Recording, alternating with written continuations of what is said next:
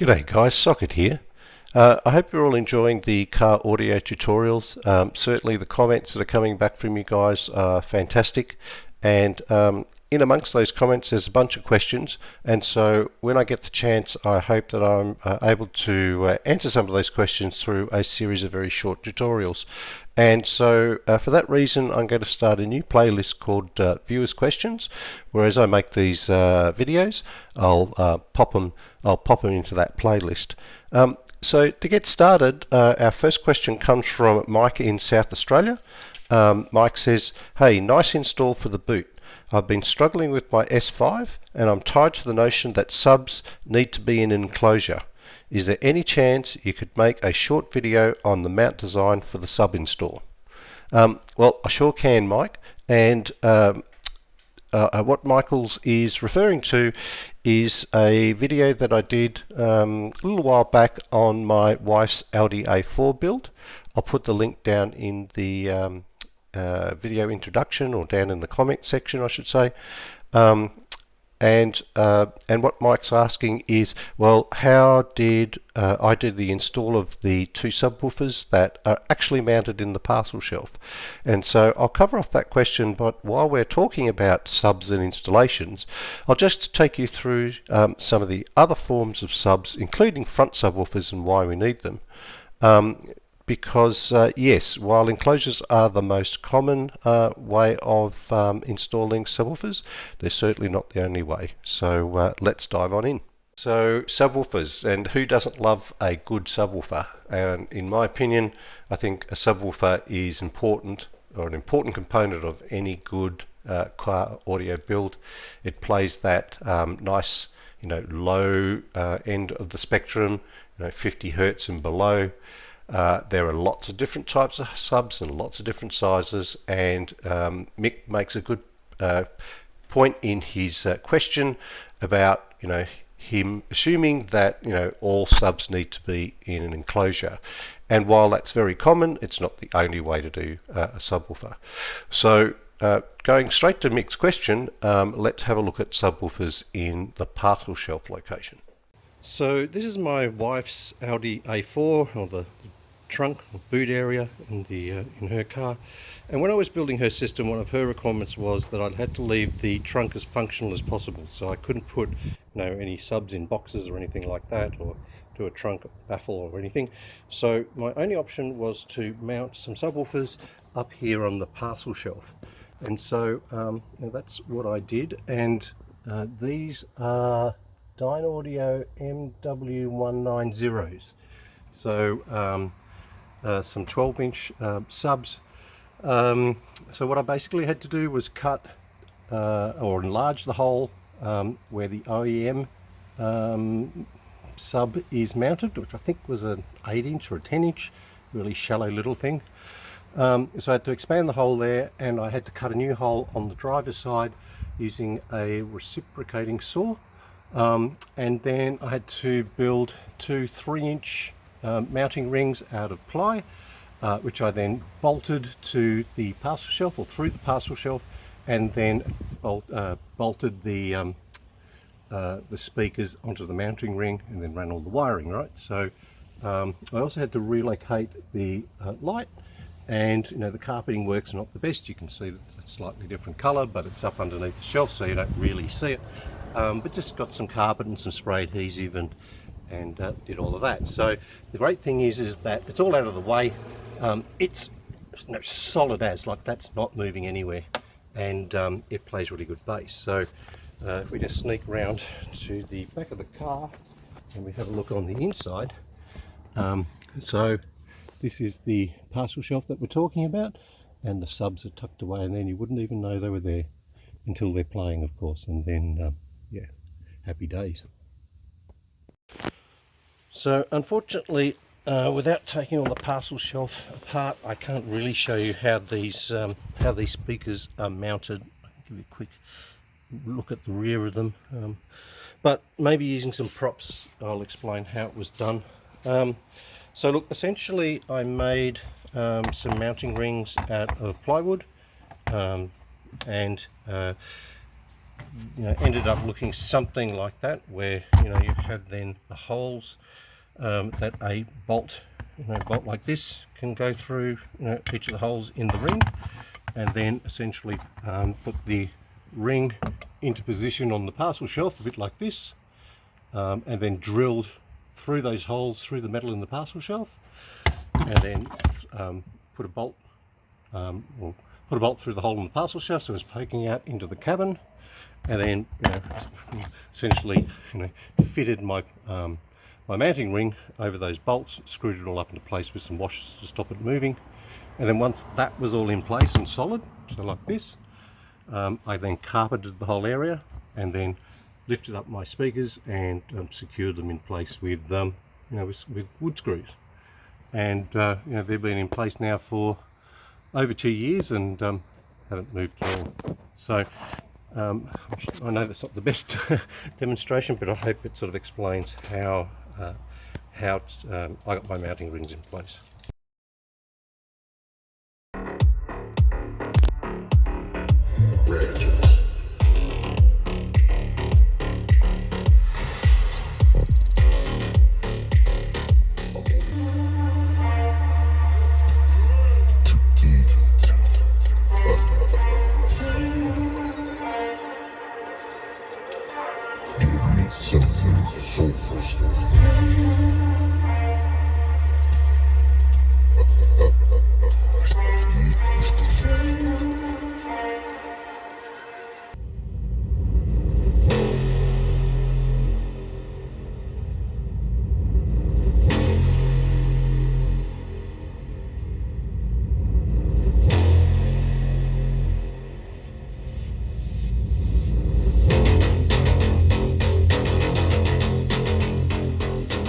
So you can definitely get some decent results with the subs mounted in the parcel shelf location, and in fact here is the frequency response for those subs. Here is in red is the mid bass, and here in purple are the subwoofers. So the mid bass is sort of playing the range from around about 300 through to about 80 where the sub and the mid bass are crossed, and then both are sort of covering that range through to about 50 where the sub is sort of taking over, and and then sort of playing through to about 20 hertz with a bit of a scoop out, a bit above 20, but after 20 it's sort of rolling right off. It's not going to play that super ultrasonic lows, but as you heard, it it came out okay. So the key to getting some decent results out of the parcel shelf location is making sure everything is as super rigid as you can make it. So in the Audi, it's got a pretty solid parcel shelf. The metal's quite thick with some good bracing. I stiffened it up even more with a bit of sound deadening, or that butyl layer type of stuff. As you saw, the mounting rings are super thick and super solid, so good 3-inch rings. If you can make them out of metal, even better. But yeah, just getting it as solid as possible. The advantage is that, of course, putting in that location, you retain the entire use of your boot or trunk area, and in fact the boot itself becomes almost like an enclosed box. You've got all of that free air for the speakers to breathe into. Yeah, certainly can do it. It's not that common to mount subs there, but certainly a viable option. Okay, so with the parcel shelf subs, let's go and have a look at the next category. The next style of sub is what we call a trunk IB. So that's where the back wall of the trunk is closed off with a panel that the subs are mounted into, and then the whole trunk becomes almost like a gigantic box. Now if we scoot round to the front, you'll notice that the subs are actually firing through the back seat, and it doesn't seem to bother them at all. I've got this ski hatch open a little bit, but otherwise they're The signal goes straight through the seats, no problems at all. And if I wind it down again, you can see the subs in there. But that's called trunk baffle. Okay, so the trunk IB or trunk baffle configuration is almost a variation of the parcel shelf install, where the subs are installed instead of the parcel shelf. They're installed in the wall between the cabin and the trunk. And so once again, some of the principles are the same. You want to have that trunk baffle to be as solid and as rigid as possible. I think the one that I put in my car is 4 inches thick, I think. Anyway, twin layers of ply. You want it to be as sealed off as possible so that air can't freely move between the trunk and the cabin of the car. And so the trunk then becomes like a big enclosure. Now it is a fair bit of work to install the trunk IB. You need to sort of trace out what can quite often be an odd shape to seal off the back of the car. It takes up a lot more room, so clearly you don't have full functionality of the boot as when the subs are tucked up underneath the parcel shelf, but it can work pretty well. And let's just have a quick look at the response that we're getting from these speakers and a quick demo. Okay, so this is the RTA for the trunk IB setup. The mid bass in purple, the rear subs in red.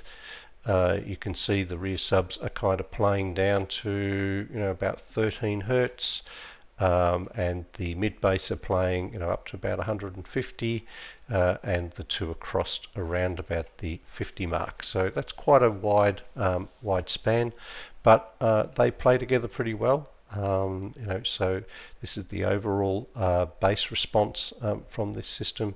Now I have to say, those of you that have got pretty sharp eyes will notice that this is more than a 6 dB summation through the crossover region. Something's going on there, and you would be right, because this system also has a front sub, and we'll talk about front subs a little later.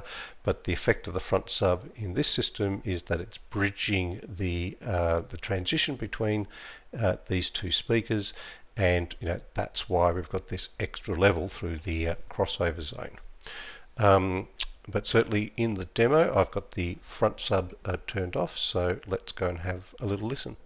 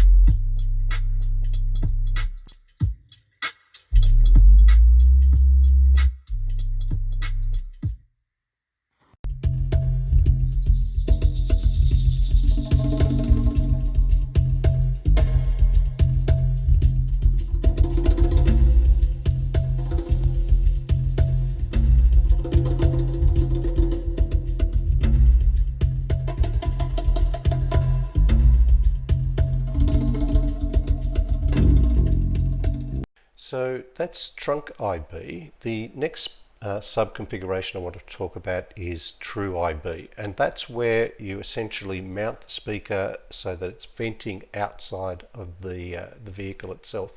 Now, I don't have a car with a true IB sub setup to show you, but my mid bass in the little Audi A1 are in true IB configuration, so I'll show you how they were installed, and the principles are exactly the same. It's just that the two speakers are different.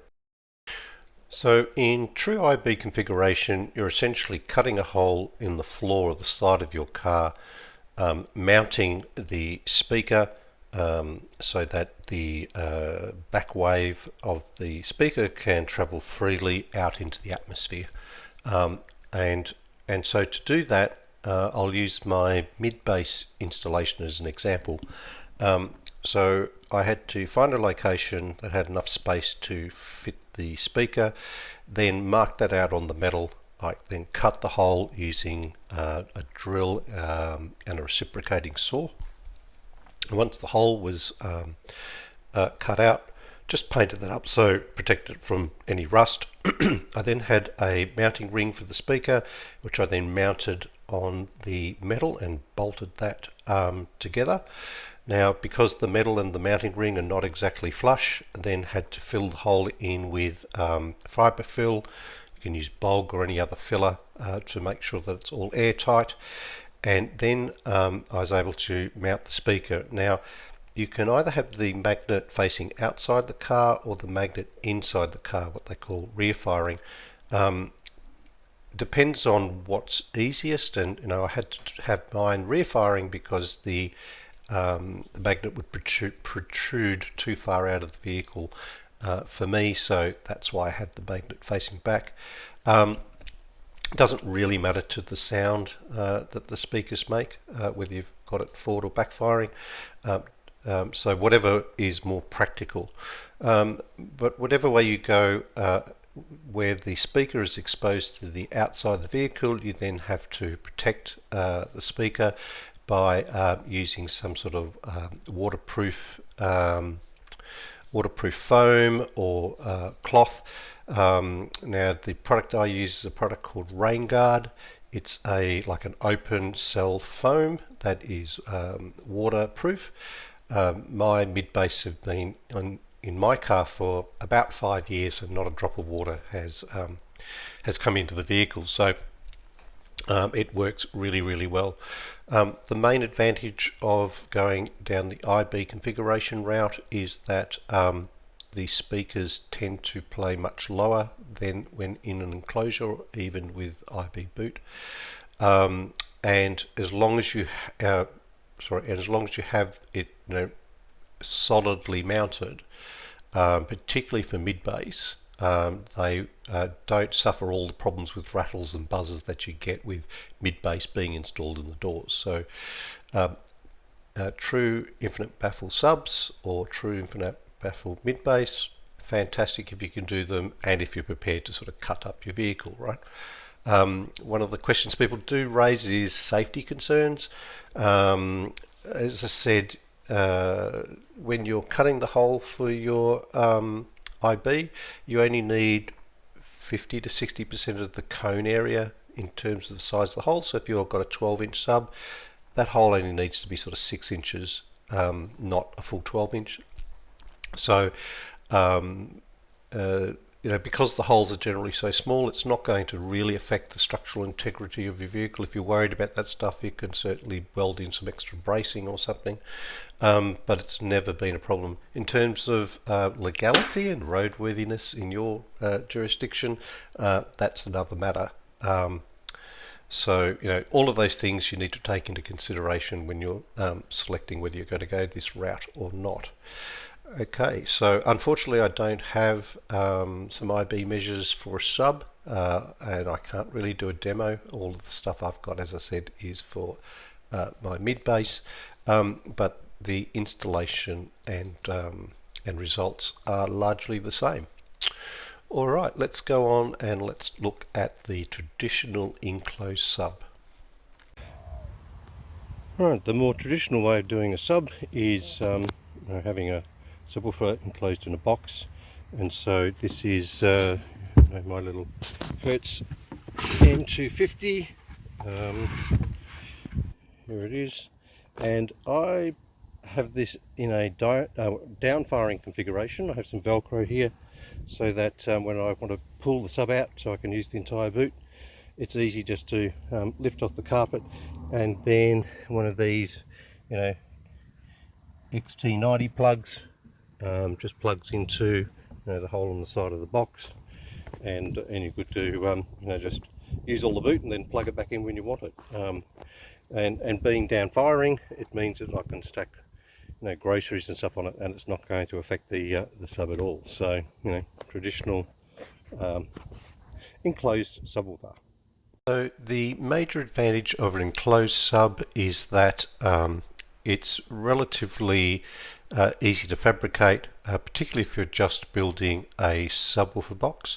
Now there is a bunch of science behind it in terms of finding the right size sub box to suit the subwoofer that you're playing, and particularly if you're going down the ported enclosure, and all of this stuff. There's a lot of science behind it, which I'm not going to touch on in this video. There's a bunch of stuff out there if you want to really dive into building sub boxes and sub box calculations and all of that stuff. But generally it's easy to fabricate, unless of course you're custom fiberglassing in your subwoofer into the side of your boot panel or something like that. Then that's a fair bit of work, but generally less work than doing IB or arguably trunk IB. That said, when it comes to subwoofer selection, there are some subwoofers that play better in a box and some subwoofers that play better in IB. So when choosing which route you're going to take, you need to do your research and make sure you're picking the right subwoofer for the right application. Alright, well why don't we go and have a look at the frequency response that we're getting from this 12-inch subwoofer and do a quick demo. Okay, so these are the frequency responses of the enclosed sub in the Little Audi A1. In blue is the mid bass, in red is the rear sub. So the rear sub is effectively playing down to about 14. It's playing up to 50 odd before rolling off. The mid bass, which is the IB dyne audios that we looked at before, is playing down to 55 and up to about 130, and they're crossed at about 70 hertz. So you can see plenty of level, and this vehicle has a front sub that really isn't needed. You can see that the rear sub is playing the complete range that the front sub plays. Generally what I have the rear sub doing though is simply adding a bit more punch and kick, and the front sub doing most of the bass work. So that's the RTA. Let's go and have a quick listen to how it sounds.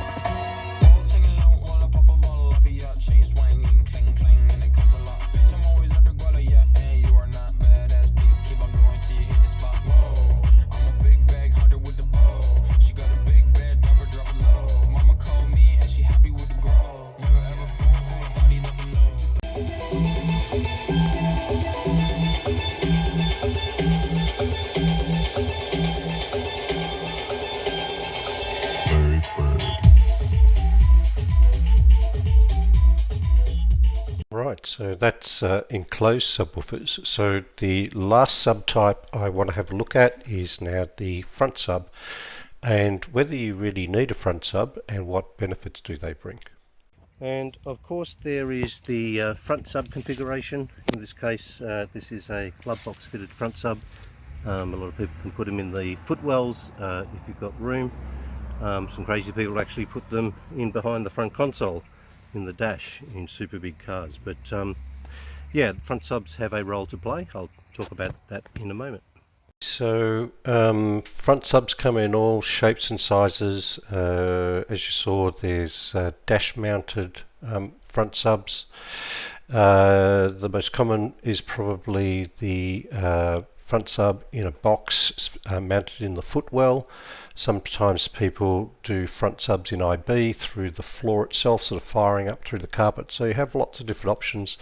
The main consideration with a front sub, however, is that you generally need to pick a shallow front sub. So that's why they're you know, a 10-inch or a 12-inch. You generally don't find much more than a 12-inch in a front sub, and you generally don't have a lot of room, so you tend to find that if you are using a box, then the box is going to be generally pretty small, and therefore you need a shallow subwoofer to fit into that much and perform in that much smaller volume. Now, the main reason for using a front sub is it's not unusual in a rear sub to get a scoop out or a cancellation around about the 70, 80, 90 hertz range in a car.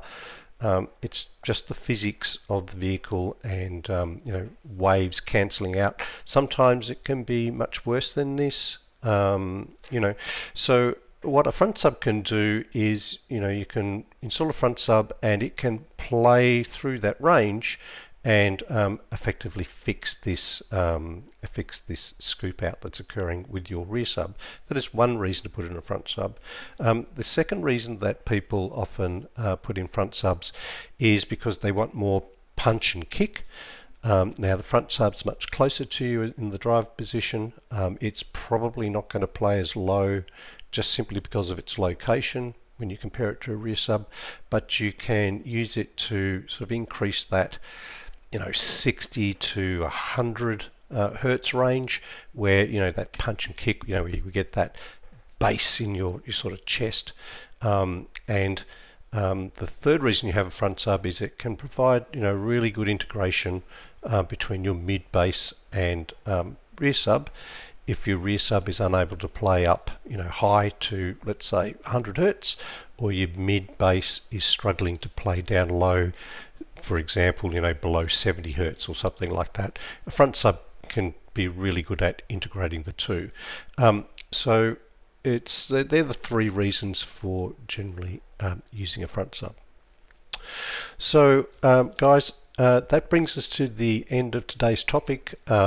Michael, I hope I answered your questions. For everybody else, I hope you found that that run through on subwoofers interesting and you got something out of that. Once again, feel free to shout out in the comments. Otherwise, I will catch you in the next episode.